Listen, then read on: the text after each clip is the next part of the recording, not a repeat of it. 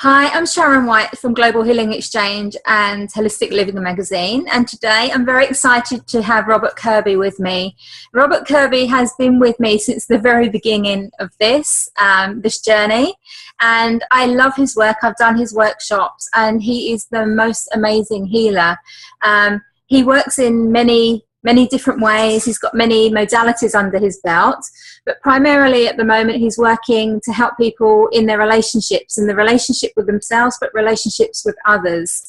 In our last magazine, he wrote an article that was entitled "When Love Arrives, Fear Departs," and it's based on character analysis. And what we're going to be talking about today is how the wounding from our past can affect us in our relationships now. So welcome, Robert, and I'd love to hear more about this. Great. Thanks, Sharon. As always, it's great to hang out with you. And this is one of my favorite topics because I do work with people on their relationships. The theme sometimes is heartfelt relationships, like romantic relationships. But really, it's all kinds of relationships, family and friends, work colleagues, connecting with potential new clients or customers, and first and foremost, your relationship with yourself. So character analysis affects all of this. I'd like to say I stand on the shoulders of some very wise people. A character analysis was first created by Wilhelm Reich, a psychiatrist who studied under Sigmund Freud, and John Pirakos, who was my teacher, the founder of Core Energetics and co-founder of Bioenergetics, along with Alexander Lowen, another expert in the field. Hundreds of books have been written in this area, and so I'm proud to be part of this. And I've used it for many years. I started studying this in 1993, so it's been quite a long time, and I absolutely love it. So I just wanted to preface that. The first thing I wanted to talk about is the intuitive. An intuitive person felt unwanted as a child. And they always felt like they never fit in. In other words, if I don't fit in my own family, how could I fit in anywhere? So it doesn't matter what company they work for, or what business they start, or what relationship they're in, or what country they live in, they always feel like, I actually don't belong here. I love you, but. And so there's that, like one foot is on the planet and one foot is somewhere else. They have a strong spiritual connection. They tend to have polarized thinking. They don't realize how brilliant they are. They have difficulty letting people in because they just feel like socially awkward. And they tend to have a lot of terror. They can have night terrors, or they can just be terrified of life. So they often will feel numb, and they don't know what they're feeling, so they don't know how to convey that, which would frustrate a partner. Or if they're in a committed relationship, it would be really frustrating for that other person, although that other person would be fascinated by their brilliance because they channel incredible brilliance. So I know you can relate to that because you have incredible intuitive gifts. And so tell us a little bit about you in that area. Oh, wow. Okay, so I was severely abused as a child from my biological mum, and it was only from the age of 0 to 5.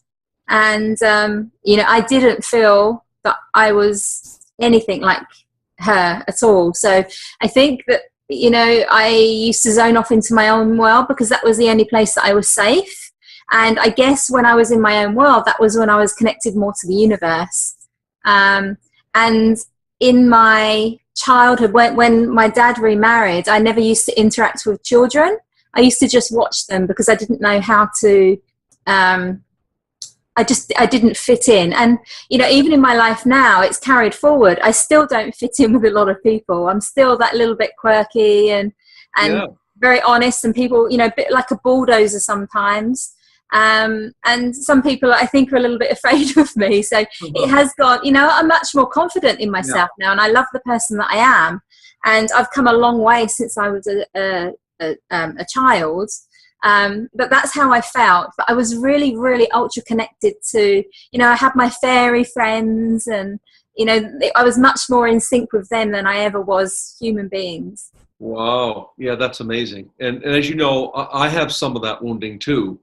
And so it's like I'm really happy in my own spiritual world, and I read lots of books that no one I know has any interest in. But they're important to me. You know, my research into Eastern and Western mysticism and things like that. You know, but I built bridges with people where I can talk to groups, I can talk to people effectively. But it does affect relationships, that kind of bulldozer energy. I can relate to that, and the black and white thinking. Mm-hmm. So yeah, thanks for that. And so it does affect relationships. It does affect the dating process. Because often people can't relate to what is really important to you, and then of course you don't really fit in. So there's that social inhibition that often goes with the intuitive. Let's shift over to the networker. Now this is a fascinating one, because this person was abandoned very early in life, and that sense of abandonment permeates their entire reality. I'll tell you how. They're often codependent with other people. And they're really sort of clingy and needy in relationships, which can push the other person away. In other words, Sharon, they set themselves up for the thing they're most afraid of is being abandoned, but they're so clingy, the other person needs space. You follow me? Yeah, they force somebody to abandon them in a way. Exactly, because they don't have that sense of self. And then if someone doesn't return a phone call, or they promise to show up at a certain time, they get very reactive, because it triggers their earliest fear and wound that they're not lovable and they're going to be left by the people that they love. So how does it manifest itself? Well, they're brilliant networkers. They're really great at starting projects. In other words, they start up relationships like nobody else, because they're very,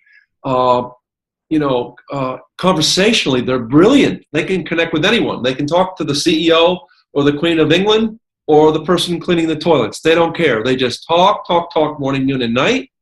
And so, because they really need that connection with others to feel, that they're important, or that they're cohesive or lovable. One of the problems they run into is they often will start projects and run out of energy. They get exhausted. They often rely. They have addictions. In other words, they eat a lot of comfort food. Or they may smoke cigarettes, or they may have problems with alcohol or sexual addiction. They're always looking outside themselves to get their needs met. So what happens is they're really good at dating, and so they could connect online with or anywhere socially with a zillion people. But that relationship often they'll get stuck because they expect to be abandoned. So they'll have mistrust of the other person, even though the other person's behavior has nothing to do with what they're perceiving. They're distorted. Does that make sense? Yeah, it definitely does. Yeah. So yes. So I think networkers, when they learn to overcome that fear that they're going to be abandoned, and they have their own identity, they have so much to offer, because they're really good in business. They're great networkers. They're good in sales.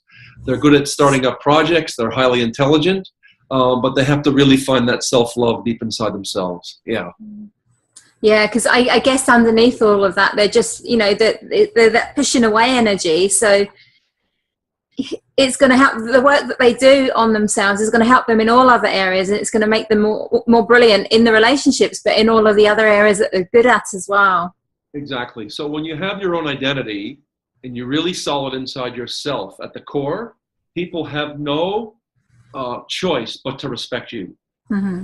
But when you're emotionally bleeding over everyone, no matter how much you have to offer, no matter how smart you are, or drop dead gorgeous you are, the person's going to feel overwhelmed. Mm-hmm. So it's really important that so many people have this abandonment, because in the modern generations, you have both parents working for the most part.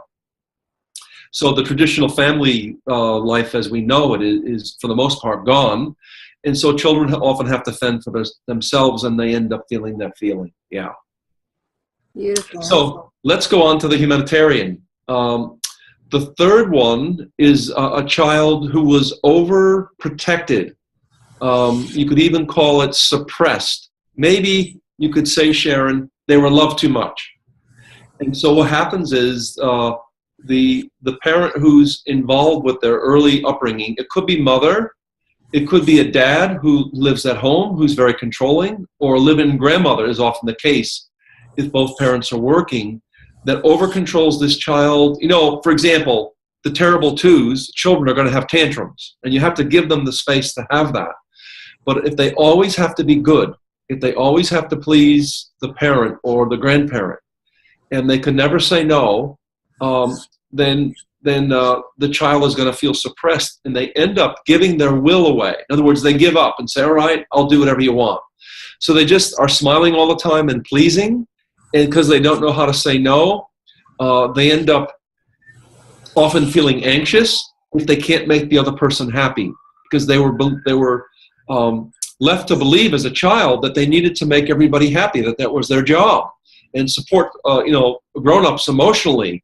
So there's often this parental reversal where they feel a need to take care of everybody else, but inside they feel neglected, they feel resentful, they feel very anxious, and that they often have a lot of negativity and bitterness. It's like, when is it going to be my turn? What about me? They do not like confrontation. They often engage in comfort food at night because they have so much anxiety. They never feel that they're enough. So those first three wounds. The intuitive doesn't fit in. The networker feels abandoned, so they're really, really needy in the relationship. And the humanitarian feels squished. So they don't like confrontation. They have fear of commitment because they feel they're going to get trapped and told what to do, and they don't want that. And they live in chronic anxiety. So those are those first three character types. And when I'm working with people, I often identify that as early wounding.